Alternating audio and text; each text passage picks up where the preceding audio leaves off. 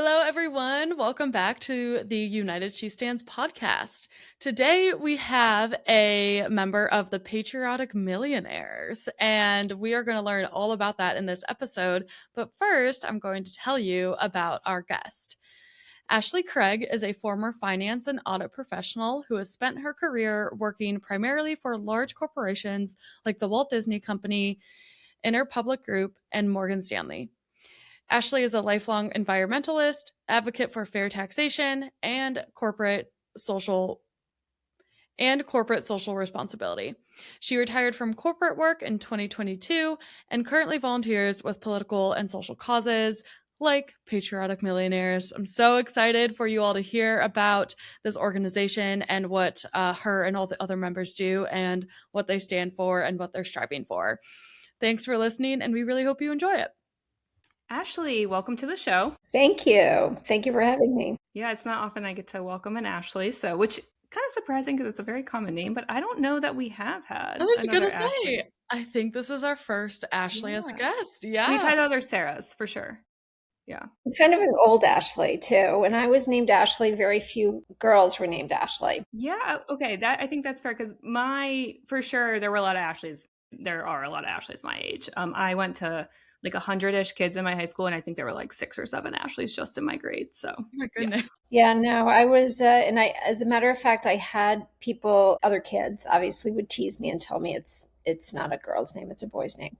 Really? Yeah, there are some guys named Ashley, but yeah, now it's definitely, I think, more commonly a girl name. Yeah, absolutely. Yeah. Okay, let's jump into it. So you've had a long career inside major corporations like Disney, Interpublic, and Morgan Stanley. What did you see from the inside that changed how you think about wealth, taxes, and inequality? So much. Where to start? I would say my biggest aha moment was when the Bush tax cuts went into effect. That was in the early 2000s. And I noticed that my husband and I somehow had more take-home pay than we had the week before. And I was really confused. I said to my husband, wait, why is our after-tax number different? And, mine and his. And he said, oh, because these Bush tax cuts. And I was like, wait, what? That makes absolutely no sense. So that was kind of the first thing. And then right around the same time, leading up to that, I was right in the heart of the beast when I worked at Morgan Stanley. I was working in the financial markets. And I was an analyst, a research analyst. And I was able to see how companies would twist themselves into a pretzel to report earnings each quarter that made their shareholders or other Wall Street analysts happy. But it just seemed so very short-term and transparent. And I really just failed to see how that was creating value for any stakeholders, including shareholders, bondholders, employees, customers, people who lived where the businesses were. And I used to joke with my husband, and keep in mind, this is this is in the 90s. And I told him one day I was going to write a book called Capitalism, the Root of All Evil, because it just seemed like there were so many short-sighted and not very good decisions that were made based on the idea that shareholders had to constantly be kept happy. I also witnessed the beginning of the consolidation in both the lodging and the gaming sectors. That was where I spent a good part of my career. And I honestly don't think I could tell you what brands belong to what companies anymore. Like if you rattled off a brand, I don't really know who owns them because there's been so much consolidation. And every time a consolidation was announced, we'd have a conference call and they'd talk about the impact of the consolidation and they would talk about efficiencies. And I just found it really disturbing because I knew these efficiencies to a large extent were people's jobs. And I get it that it makes sense when you merge that you lay some folks off. But it seemed like it was getting, even then, we were moving more and more towards monopolies, which are really awful for consumers and for employees. Then when I was at Disney the second time, I worked at Disney twice, once in the early 90s and then again in 2016. And when I was there the second time, I was working in a finance role and I saw the impact of the Trump tax cuts just up close and personal. And money basically just kind of dropped to the bottom line of our division. And everybody was kind of scratching their head like, okay, what are we supposed to do with all this extra money? This doesn't really seem to make a lot of sense. So Disney gave a little bonus of about $250, I think it was, per employee to each employee. Again, everybody, even people who were not really politically engaged or people who were, maybe had been Trump voters, were like, this doesn't seem to make a lot of sense. Why do I need this $250 bonus? It seems like it would make a lot more sense to accumulate all that money and pay for, infrastructure and things that our economy needs. So I think that it just was starting to really feel like taxation was just being completely disassociated with the very important services and infrastructure that we need from our government. The other thing that was really interesting about the Disney experience is that Disney really did not make any changes to its business, or it didn't announce the creation of a new theme park or anything like that. They didn't take that money and then invest it in something. Just really gave everybody a little bit of money. Those were probably the main things. There's actually one other experience too that was really galling for me.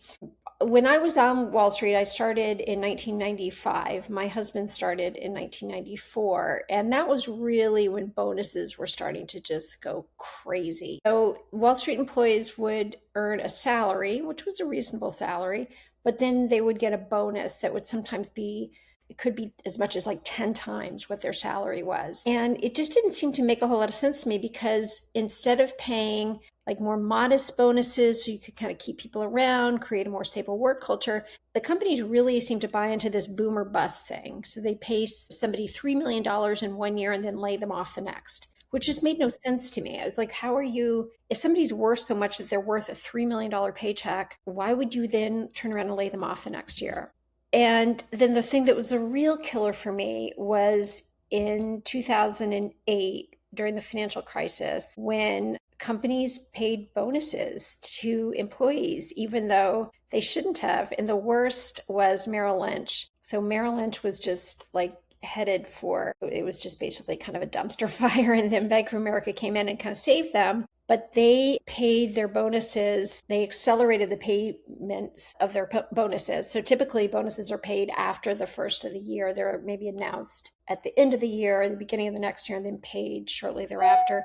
They actually accelerated them and paid people bonuses before the merger so that they could pay everybody, which was crazy. And the New York Attorney General actually did an investigation into it to try to do something about it, but I guess there wasn't anything that they were able to do. But yeah, so that's kind of those were, I think, the key moments that made me realize, wow, this is really messed up. Yeah, I think that's extremely fascinating, all of that, but especially hearing like your feeling or your thoughts when you got that first paycheck after the Bush tax cuts, and then the Disney example, and just like hearing like, wait, what? Like, this doesn't make sense. And obviously those feelings that you had back in the day when you got that first paycheck after those tax cuts from Bush led you likely to being involved in the Patriotic Millionaires. Absolutely. Yeah. So for including myself, I just learned about this fantastic organization, and hence why you're here with us today. But can you explain to our listeners who maybe have not heard of it, who are the members and what's the mission of this organization? So we're a collection, we call ourselves a collection of wealthy Americans fighting against the destabilizing concentration of wealth and power in the United States. And yes, I just read that because I'm a relatively new member, and also I very much, I don't want to paraphrase and misstate when it's not. I'm a member of the organization, but I'm not one of the founders. And it's an interesting group of people. Only attended one event so far because my husband and I just joined this past summer/fall. But I went to the fall member gathering in DC in November, and it was fantastic. There's such a range of individuals, people who were really extraordinarily wealthy, then people who are just have wealth, but it's more modest. That would be kind of like me and my husband. There was one woman that I met who I think probably has a fairly modest income from her job, but inherited some money. And the interesting thing is that everyone who was there, even though the range in net worth was probably pretty huge, everyone interacted in a very collaborative, respectful way. There was no sense that that person is more wealthy, so their voice means more. There was none of that. It felt very inclusive, and it's clear that everyone who was there because they cared about increasing taxes on the wealthy, reducing income inequality, and paying people. And that is indeed what the Patriotic Millionaires are about. And so they started in 2010. They came together to protest against Obama's extension of the Bush tax cuts. So they actually went to the White House to meet with him to say, do not do this. Unfortunately, Obama didn't listen, and he did it anyway. But so I guess the good news is then that is why Patriotic Millionaires was created. Maybe there would have been less of a reason to create it at that point if Obama had listened, but he didn't. And so the group is here now, I guess, in its 16th year. And we have three main priorities as an organization, which are tax the rich, pay the people, and spread the power. And our founder, Erica, always says, we are not going to talk about transgender athletes. We're not going to talk about abortion. We're not going to talk about gun rights. We're not going to talk about all these other things that are very important. But the primary reason that we've gotten into such a jam is because of this completely insane income inequality and the control that people with money, including corporations, have over our elections and over our economy. So, and I agree with her. I mean, those are all other issues. There are many issues that I care very deeply about, but we're in a spot right now where, I mean, look at what happens. Look at the Epstein files. There really is like this crazy billionaire cabal of pedophiles. Who knew? Yeah. It's like it just Who knew they were onto something? right, and it's just to your point, like that much money. These people so far, hopefully they don't get away with it. Hopefully someone's held accountable here, but it almost makes them invincible. Like it doesn't do good for anyone. That's exactly right. Yeah. So first, I want to thank you for joining them, for getting Yeah. involved, and you know what I mean, spending your time advocating and doing the work you're doing. It sounds really incredible. And we talked to a lot of organizers, a lot of advocates, and we had a guest on kind of when like Trump first took office 2.0, and I think she specifically like made a comment that just it reminded me of this when you were talking. She was like, "We just need a few millionaires on our side. Like we just need a few wealthy people who can like help us too. Like all the billionaires are giving to the other side." And not saying that's what you guys are doing, but like just the advocating you're doing for taxing the rich, where that's not coming from the current people in power, that a lot of the billionaires that are sending money to the current people in power. So it's so true. Like we need the wealthy people in this country to advocate for these things if they're really going to happen. So Absolutely. okay, let's talk about that inequality then. So when people hear wealth inequality, I think it can feel kind of abstract. Like even we talk about it and I'm kind of like, okay, yeah, I get it. But can you kind of put it more in plain terms? Like how did the US end up where we are in this extreme concentration of wealth and power? What policies got us to this point? First of all, it wasn't an accident. It was definitely very intentional. So I don't know if you're familiar with the Powell memo, but it really talks about intensifying the wealth and the power of the wealthy, of the far right.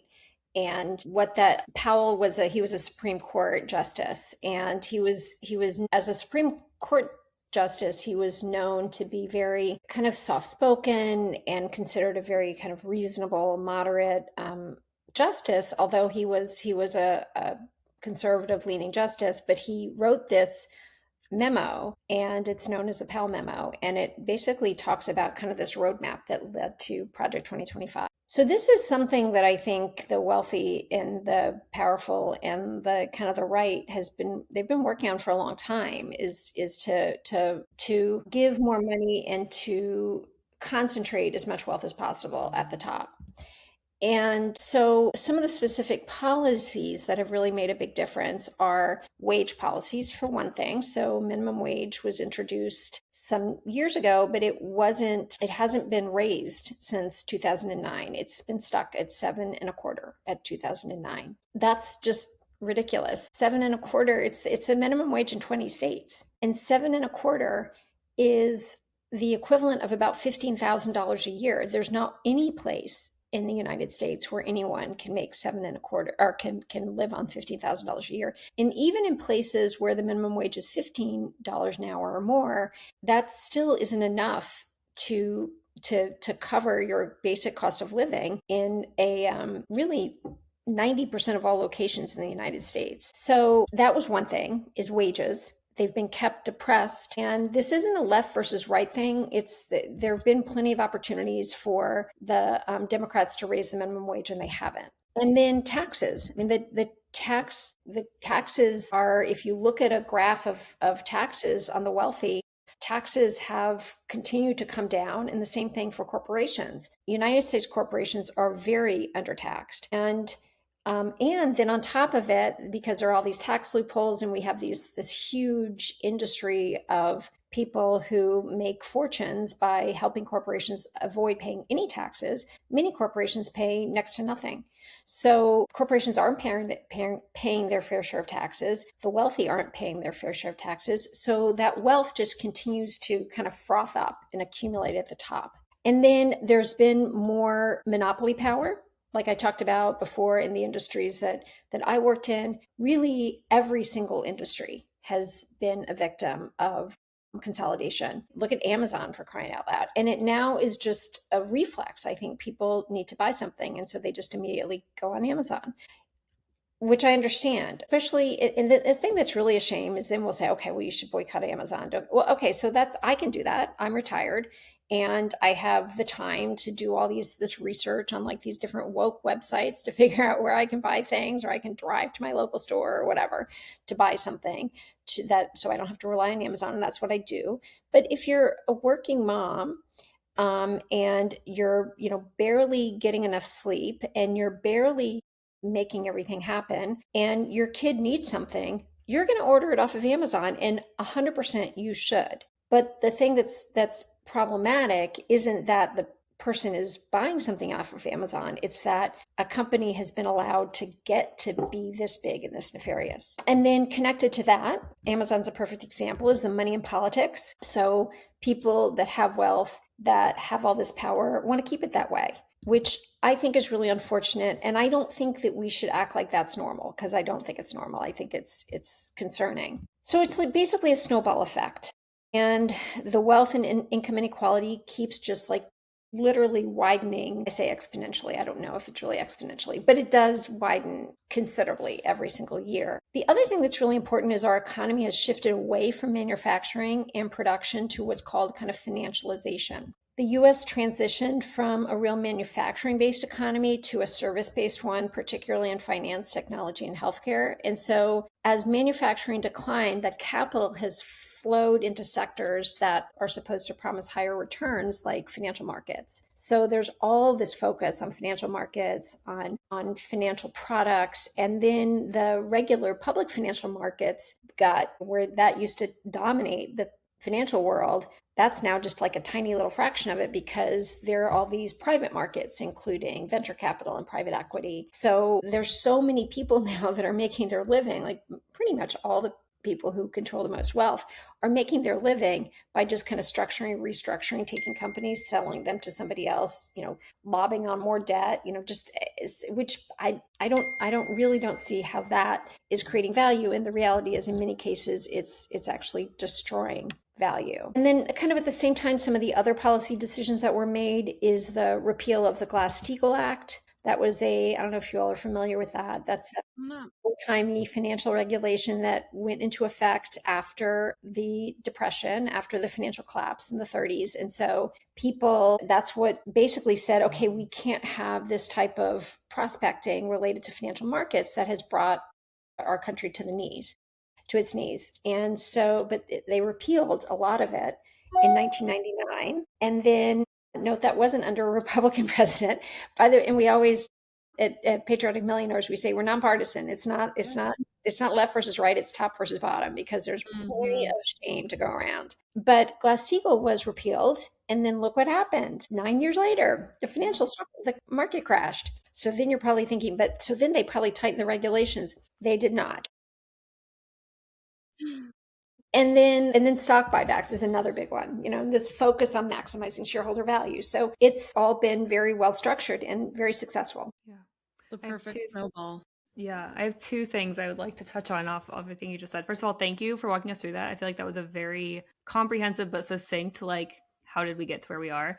Yeah. One, private equity blows my mind. I Yeah. can't even I don't feel like I can really understand it, or I don't feel like I fully understand it. I've listened to a few podcast episodes from people who talk about it very well. And even then, I'm still like, it's crazy to me how it's like a Ponzi scheme at the end of the day. It seems like a Ponzi scheme. So, anyway, private equity, we're not going to get into that because I think that's like a whole episode. But that was one thing I just wanted to say for folks listening. If you don't really know much about private equity, like, dive into it because it is wild and it does control a lot of everything around us these days.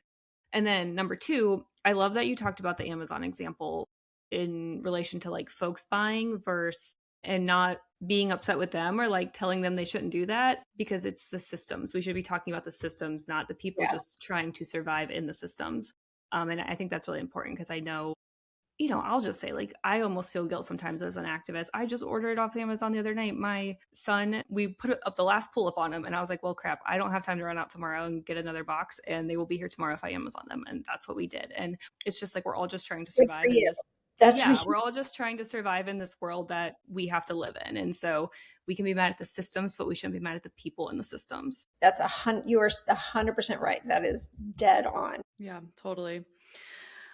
Let's talk about one of mine and Ashley's favorite topics, trickle down economics. I am so excited to hear your perspective on this.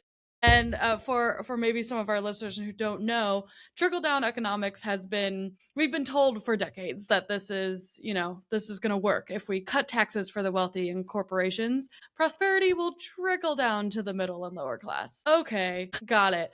Let's hear your perspective, Ashley, and then I'm assuming it is very aligned with the Patriotic Millionaires as a whole, their perspective as well. Why hasn't the prosperity trickled down? Well, because unfortunately, plastics recycling, you've been lied to. I'm sorry. It was never supposed to work. It was just the hope was just that people wouldn't notice. Mm-hmm. But it worked. It worked exactly as structured, meaning it gave more wealth and more power to wealthy people and corporations. So thumbs up there. Robert Reich has a great t-shirt. It starts with like trickle down, and then it like keeps getting smaller until the very last word is trick. Well, that's That is a good good. shirt. I'll have to look for that one. Yeah, I'm gonna have to order that. I'll wear it to my next Thanksgiving and really set off my conservative family members. Yeah, it wasn't supposed to. And so all the tax cuts really do is it just makes people who are getting the tax cuts have more take home pay. And as we talked about earlier, then they have more take home pay. And so then they have more money to invest. And because they have more money to invest, then they end up with more money. And then because investment income for long-term investments is not taxed the same as ordinary income, then they're accumulating more and more and more and more money. And everyone else is not. And it the thing that's so fascinating if you step back and look at it is the wealthy are the last people who need the tax breaks because they don't need that extra money. Like if you gave me $10 versus if you gave someone who is, just at the end of the month and they have no money to pay to buy any more food, if you gave them $10, who's going to take the $10 and immediately put it into the economy? They are, not me. Not because I mean I might turn around and buy something with it, but I would probably have turned around and I'm not going to buy something I wouldn't otherwise buy. That's where this idea that giving wealthy people more money, like, giving them tax breaks can somehow help the economy is, I don't understand how. I mean, good job. They definitely tricked us, but without those words should definitely be stricken from our vocabularies. Yeah, totally agree. Okay, let's talk about just maybe like the motivation behind the organization and even your motivation, because I think some people could look at this and say, well, they're like wealthy people, they're millionaires. Why do they care? Like, how does advocating for these policies, or how did advocating for these policies help them, or why does this work matter to them? Do you want to speak to that a little bit? Yeah, I think the overall group word on this or line on this is that we don't have anything against people being wealthy. We think if you want to be rich, you can be rich. But why would you want to be rich in a poor country? Why would you want to be rich where people can't pay for, work a full-time job, sometimes a full-time job and a part-time job, and still can't pay for food for their kids and pay their healthcare bills or get dental care, basic things like that, that a lot of Americans forego. And that makes sense. For a lot of our members and a lot of wealthy people, they've traveled all over the world and they've been to countries where there's a very big low income segment. I remember visiting Brazil in 2003, and you come in from the airport in Rio de Janeiro into the beach part, and you're driving through parts of this town that you think, how is this possible? I mean, they're literally shanties. I'm sure anyone who's traveled has been to places that look like that and thought, this is not what we want for our country. And so I think the line of the Patriotic Millionaires, or the general idea, is we're capitalists, not just, we're not like bleeding heart liberals. We just want this from a pragmatic standpoint, because why would you want to be rich in a poor country? That seems, if nothing else, and some people will say this, it just seems dangerous. Are you going to live in a place, and that is the reality in a lot of parts of Brazil and other countries like that, is their homes are behind gates. Do you want to have to live with your home behind a gate? Do you want to have to be worried about going out at night and worried about your safety? Now, I look at it a little bit differently. I'm really, truly of the mind that after a certain amount of wealth, my life just gets too complicated and I'm not interested in it. I think I've had this blouse for, I don't know, 10 years at least. Like I don't buy clothes. Most of my clothes I've either had for a really long time. Every so often I'll buy something in a secondhand store, or they're hand-me-downs for my kids who are like in their 20s and they'll be tired of something and I'll be like, oh, take it. I was on the phone with my stepmother this morning, and she was remarking how she's been trying to kind of get rid of more things that she doesn't really use anymore now that she's getting older. And she said, yeah, I thought it was interesting. You were kind of the one person who, when I offered a bunch of my jewelry, you were the one female who wasn't really interested. And I said, yeah, it was a really lovely offer, but I already have enough jewelry. And so I think that maybe they're just different people that are wired differently, but I really am not. And I think more people would feel this way if they gave themselves the opportunity to. I really don't think that just adding more wealth makes you any happier, because there really isn't a limit to what you can do with it. Yeah. I mean, there's been studies done, right, that show like there's a certain threshold of wealth that like it doesn't make a difference in your life at that point. So yeah, I think that makes a lot of sense. And I think folks would be less inclined to keep up with the Joneses if, there wasn't social media or, constant comparison in our hands all the time. And like, oh, this person has, these nice gold hoops and I'm getting this ad for these nice gold hoops, but I already have a pair of gold hoops, but I really want these because I saw, 2 people on Instagram wearing them and now I really want them. So I think that has a lot to do with it. But I will say, I think your perspective is just so refreshing. And I just think the Patriotic Millionaires in general is so refreshing. I loved the reframe of it's not left or right, it's top versus bottom. And I just think that is just one of many examples of we're way more on the same side than we think we are. And I just really appreciate you sharing all your personal perspectives today. Sorry, real quick, I do want to just touch too. Yeah. I think like you probably, because I know you're speaking kind of on behalf of the organization and personally here, but it's just so funny to me because even that question when I asked you like what's the motivation, it's like truly it's okay for people to just want other people to be better off, and I feel like I know that you can't maybe say that, but at the same time what you did say and what is true is like let's just pretend truly everyone in this org didn't care about other humans. It is destabilizing for a society to have extreme wealth inequality. And so to that point, like that should be a big driver for everyone, even for folks who maybe don't care, who can live in their bubble. They don't care what happens to other humans. Like income inequality or wealth inequality is a huge destabilizing force in nations, in societies, and countries. History tells us that all the time. Yeah, I think thank you for answering it that way. I think it would have been easy for you to be like, we like humans, but like it does go beyond that. Yeah. There is a true like structural and systemic reason that people should care. Yeah, there's a self-preservation piece. So even if, but yes, 100%. Yeah, especially with all of the rhetoric going around the internet, like, oh, have empathy, have empathy. But you're like, okay, we care about people and like it's actually for all of our safety. Yeah, yeah, absolutely. I agree. So let's talk about those who maybe are listening and feel, squeezed by all the things. You had a great example earlier. There's squeezed by rent, childcare, healthcare, low wages, minimum wage, you name it. But they don't necessarily think in terms of wealth inequality.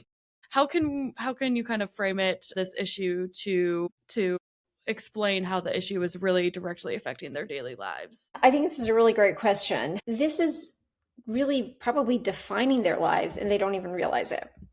Corporations and the wealthy, we talked about, they use their money to lobby for lower taxes, so they have more money, and then the lower taxes mean that their lower wages have meant that lower wages and less for the community services that we need. So there's, we kind of pull this money out of the lower classes, and people who are just trying to live their life, just trying to make it through the week and then go to their kids' soccer game on Saturday and maybe go out with some other couples on a Saturday night or whatever, go visit their parents for Sunday dinner or something. They don't really have time to dig through the research on wealth inequality, and they shouldn't have to. But the way it's impacting them is that it's lowering their opportunities, and it's making their life more precarious. So, for example, the lower taxes that we have mean that there are fewer community services that we can provide. So one of the best examples, I think, is childcare. I will often say to people, imagine if childcare were free for all working parents. Why couldn't we do that in the United States? And there's really only one reason, and that's money. If we had the money to do it, and we could have the money, we could actually provide childcare to all working parents. And if we did that, just imagine for a minute how different our country would be. First of all, the workforce we would have all these women right now who, first of all, there are probably tons of women who aren't working or are underemployed because they're trying to take care of kids. Also, a lot of parents are trying to take care of kids and parents at the same time. About 10 or 15 years ago, when I was like still working, my kids were in middle schoolish age, I was also trying to help my mom. So it's not, as somebody said recently, it's not the sandwich generation, it's the panini generation. You're literally like squeezed from both sides. So if we had public health care, if not fully paid for, certainly heavily subsidized childcare. Wow, what a big difference. And then add healthcare to that. And how about dental care? Something for some odd reason that's not included in healthcare, which is always just a mystery to me because your teeth are definitely part of your body.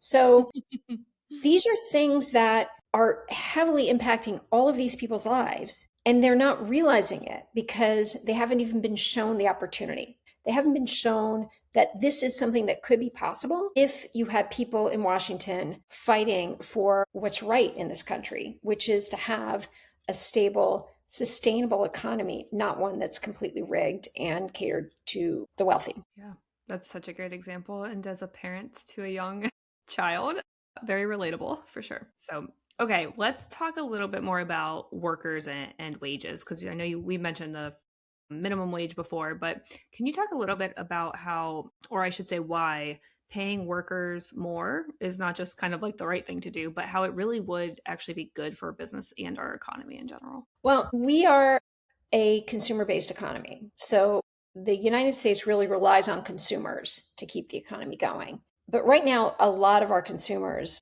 are in very precarious shape. And there have been a lot of reports recently over the last couple of years that have shown that lower income or even middle income people are spending a lot less, and that what's keeping the economy kind of growing is upper income spenders. And AI, and that there's a huge amount of AI infrastructure investment happening right now. And so that's kind of making it look like there's GDP growth when in reality, the economy really isn't growing. So if you pay people more, and if people were able to be paid enough to not have to rely on SNAP benefits, then that would be better for the economy as a whole. And I don't know if you all have seen, we have these two books that Patriotic Millionaires have put out. Have you seen them? Tax the Rich and Pay the Yeah. People. Well, no, I haven't, but we'll make sure they're in the show notes. And now I'm gonna Yeah. go probably buy them. So Well, we could probably even get you to. So the Pay the People is co-written by a one of our members who actually ran a business where he went in and ended up taking over this business. And what he did is he started paying people fairly. He changed the wage structure. He lowered wages for people who were in management and leadership and who were making a whole lot more money.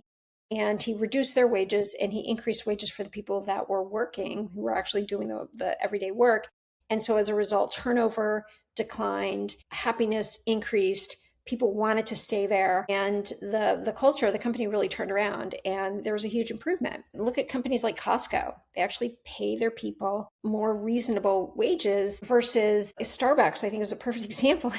If Starbucks would just stop standing in the way, or Trader Joe's is doing the same thing, stop standing in the way of people unionizing. Let your employees unionize. Why would you not? That just seems silly. Let your employees unionize, and then you probably wouldn't have to spend quite so much money advertising to try to win back all the customers that you're losing because you've got employees out picketing in front of your store. There's a Starbucks store right down the street from me. It hasn't been open forever, and they have people picketing out there all the time. So I'm never going to go to a Starbucks now. So that's awful. But yet they're still spending money on advertising. That just seems crazy to me. So I think if you make your employees happy, they're going to want to stick around. And one of the number one ways to make your employees happy is to pay them sufficiently so they don't have to sleep in their car at night. Yeah, absolutely. And on top of that, consumers love Costco. yeah, Everyone loves we do love Costco. Costco. I love That Costco. they love that they treat their employees well, and they're sticking up for DEI and all these things. Imagine that consumers love when corporations also have a backbone. It's good Right? for Wouldn't that be everyone. nice? Yeah, this is total side note, but it makes me a little sad, like the lack of class solidarity we have. That like Mhm. Starbucks could just even still operate with like how bad they've been against the unions. But anyway, that's a topic for a different day. Yeah, totally. Okay, so let's talk about extreme wealth and democracy and the political system. This is one of our favorite intersections here. Can you talk about how extreme wealth inequality distorts our democracy and political system overall? Like, what should people really understand about this connection between money and political power? And I think we are in the perfect stage right now to be making this connection. It's never been so clear. If anyone was watching the inauguration of our current president and seeing who was sitting right behind him, how many billionaires were in the room, I digress. This is an interview for you, Ashley. No, you're 100% right, Sarah. You're spot on. And it's really staggering and it's very frustrating because how do you go up against billionaires? Well, one of the ways you do it is you tax them. And so there is a wealth tax proposal that hopefully will be on the ballot in California that would tax believe it or not, there are 200 billionaires in California. I'm like, whoa, that's a lot of people. Wow. I mean, there should honestly not even be any billionaires.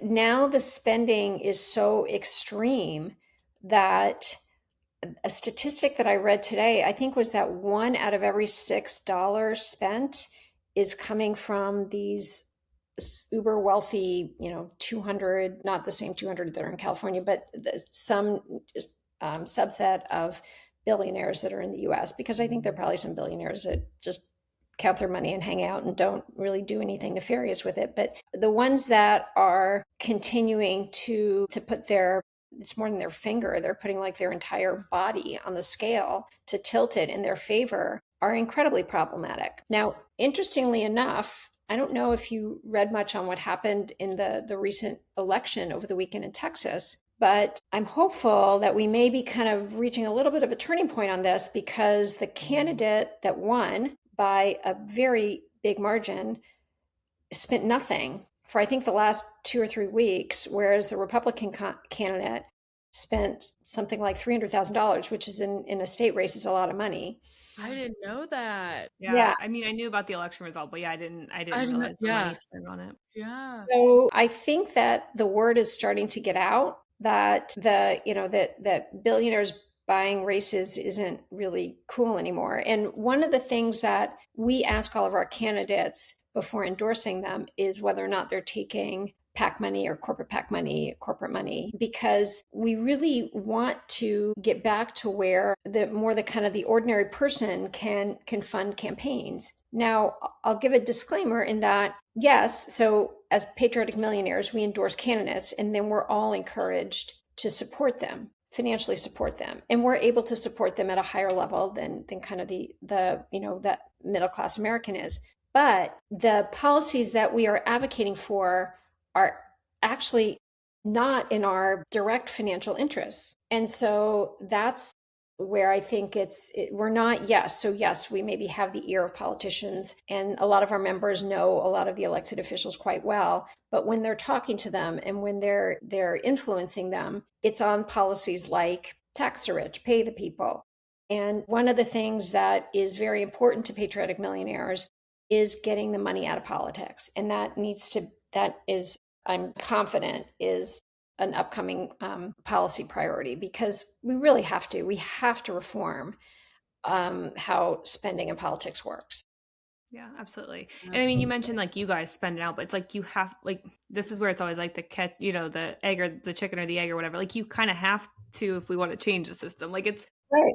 it's like the same thing with I feel like some candidates. It's like some candidates can do it successfully, but some candidates like are like I'm taking the PAC money because like if I want to make the change, I got to get in there. It's like that kind of thing. Until we change the system, it's back to like let's blame the system, guys. Like so, yeah. No, that's a great answer. Thank you for sharing that. Okay, let's kind of start. We're gonna start to kind of wrap it up. So for listeners who are listening to this and you're like, heck yeah, tax the rich, pay the people, spread the power. What are some effective actions that maybe, more middle class or lower class Americans can take to push for a more equitable economy? What actually moves the needle? Calling their representatives, calling their senators, calling their member of Congress. So everyone should know they have two senators that go to Washington from their state, and then they have a member of Congress. If you don't know who that person is, don't worry about it. Or if you don't know who any of those people are, Google it.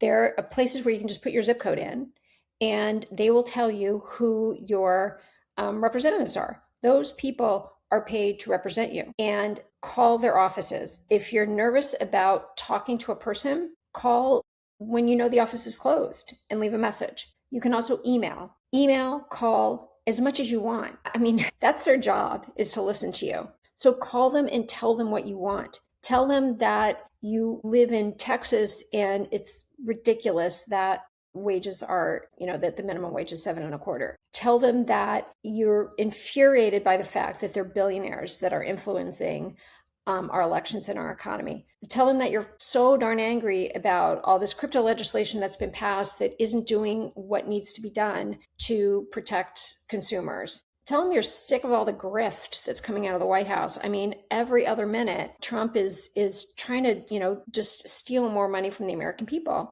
Tell them that you can't even believe that Trump is trying to steal $10 billion from the Treasury. That he just is going to he's just going to scoot it right on over to himself across the table because of they released his taxes or something. I can't even remember what his reason was. Yeah, he's going after the IRS or whatever. Yeah.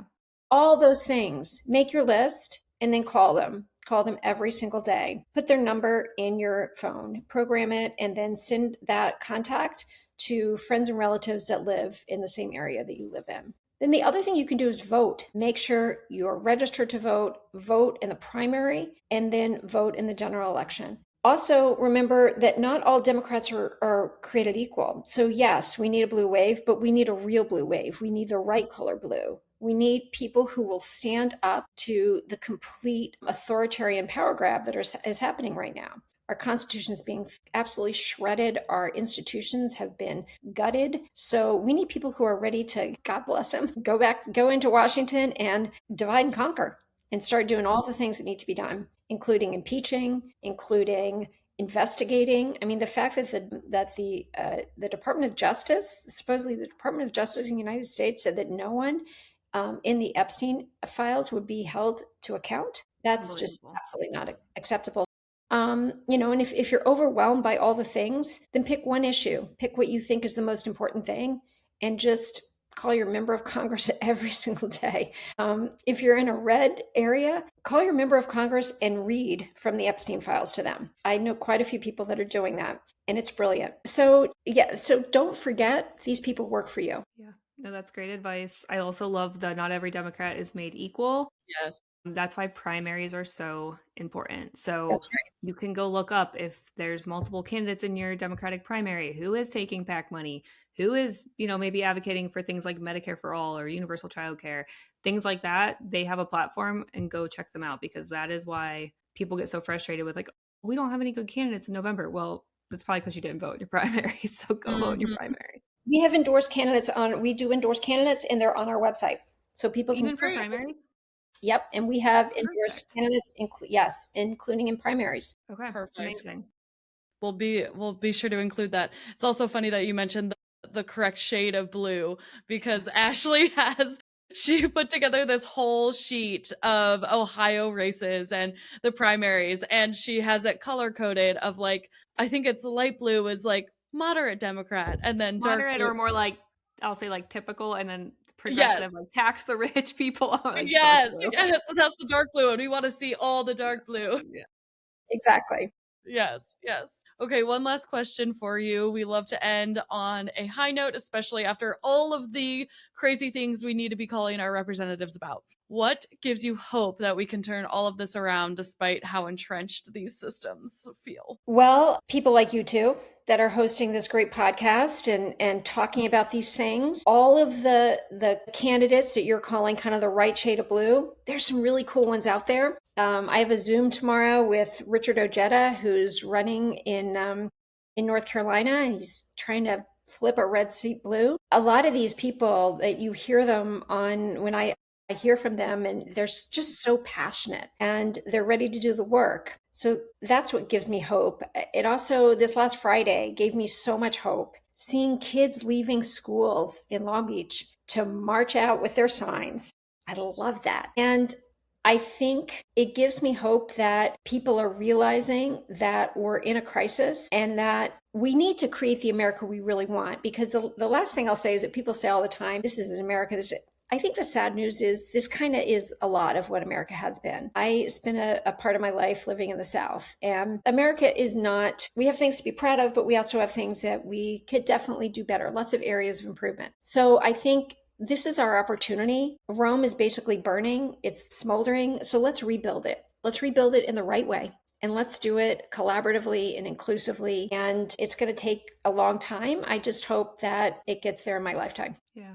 I love that answer. I think it's so accurate to talk about, like, we're kind of in shambles right now. We get to rebuild, but we get to decide what that looks like, as long as we all stay active and engaged and involved. Yeah, I absolutely. That's also right. hope I also hope you see it in your lifetime. Yes, yes. I'm not I'm that hopeful that you patient. I don't want will. to wait that long. Yes, yes. Well, thank you so much for being with us today, Ashley. We absolutely love what you and the Patriotic Millionaires do. And honestly, it's a really, really inspiring message. And I think a really unique perspective that a lot of folks don't often hear. So I think all of our audience is going to really enjoy this conversation. So thank you for everything you do. And thanks for your time this evening. Thank Thank you you so all so much. much.